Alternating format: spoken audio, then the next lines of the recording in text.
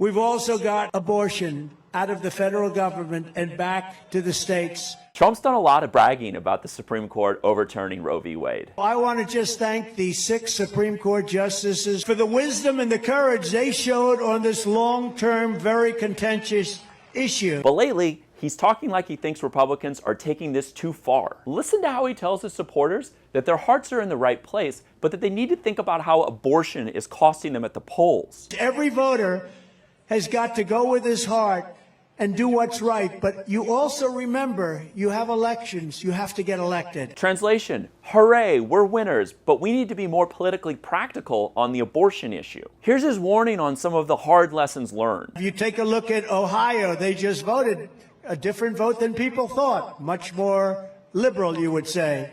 Kansas, the same thing. He's softly pointing out that anti-abortion measures are losing everywhere. Not just in Kansas and Ohio, but Kentucky, California, Vermont, Michigan, Montana. Some will be conservative, some will be more liberal, some will have more weeks than others, or many more weeks. Others won't have the same number, but the people will be decided. We took it out of the federal government. Stop the tape. This is Trump's new script for Republicans on abortion. One that basically takes the L up front and then repositions the whole debate on ground that Trump thinks is more favorable. Getting it back to the states puts the question where it belongs, with a vote of the people. And over time, it will work out, and it already is working out, and the country is starting to come together on this unbelievably contentious issue. Oh, and look who's echoing that plan. President Trump said this is in the state's purview now after the Dobbs decision. I believe in the sanctity of human life. It's also an important article of faith for me.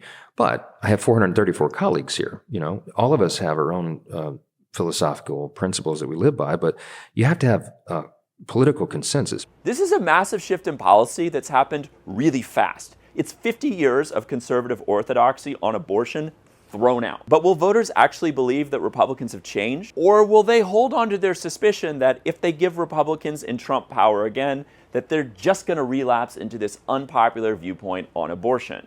For the answer to that, tune in November.